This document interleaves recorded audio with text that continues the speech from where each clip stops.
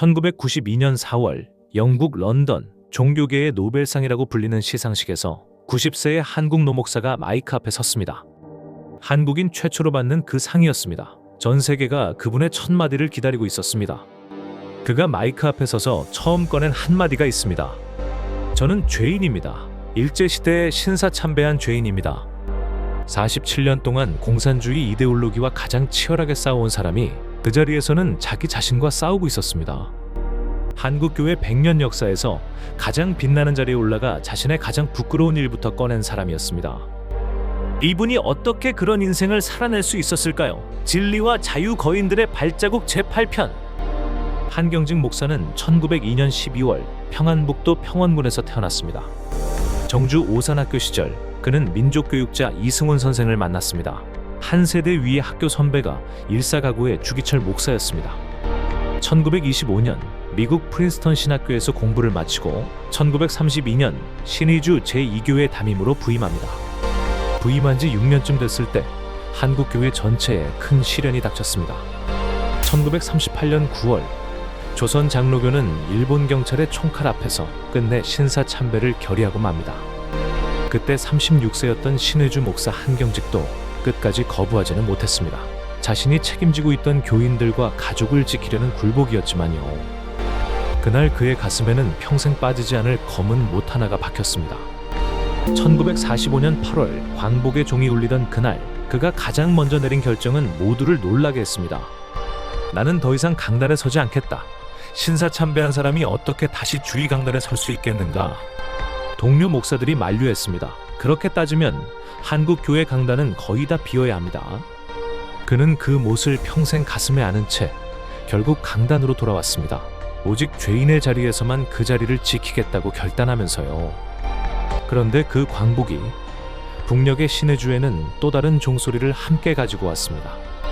북쪽에서는 일장기가 태극기가 아니라 붉은 별로 바뀌어가고 있었습니다.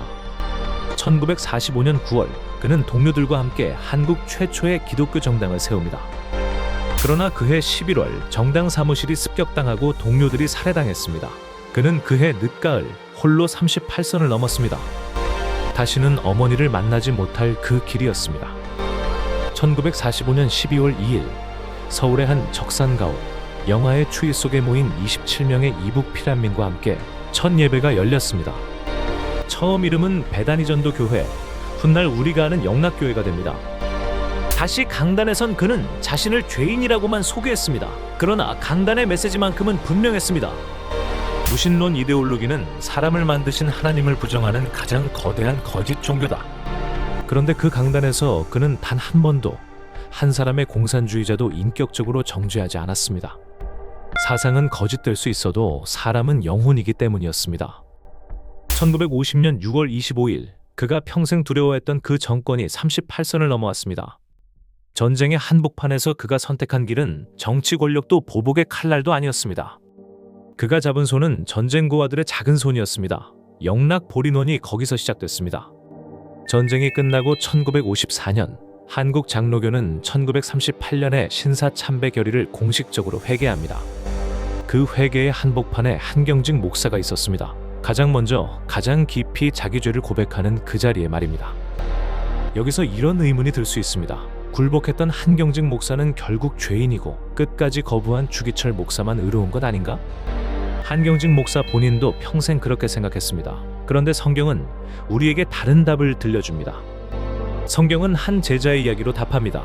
마지막 만찬의 밤 시몬 베드로는 호언장담했습니다. 주여 죽을지언정 주를 부인하지 않겠나이다. 그런데 닭이 울기도 전에 그는 3번이나 예수님을 모른다고 부인했습니다. 성경은 그날 밤 베드로의 마지막을 짧은 한 줄로 기록하고 있습니다. 심히 통곡하니라. 마태복음 26장 75절.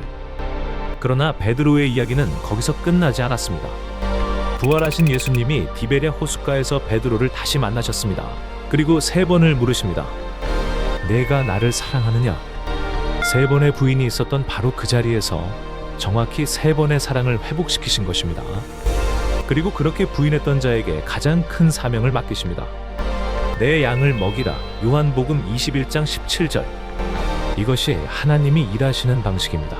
주기철 목사의 그 곧은 척추도 그분 자신의 의로움이 아니라 주님께서 주신 은혜였습니다. 그리고 한경직 목사의 굽은 무릎 위에 평생 흘러내린 회개의 눈물도 그 똑같은 은혜의 또 다른 얼굴이었습니다. 사도 바울이 고백한 그대로입니다. 죄가 더한 곳에 은혜가 더욱 넘쳤느니라. 로마서 5장 20절. 다시 1992년 런던으로 돌아갑니다. 90세의 한경직 목사가 시상식 마이크 앞에 섰을 때 죄인입니다라는 말 다음에 그가 덧붙인 한마디가 있었습니다. 그러나 그런 저에게 주님의 끝없는 은혜가 임했습니다. 그날 받은 약 100만 달러의 상금, 그는 한 푼도 자신을 위해 쓰지 않았습니다.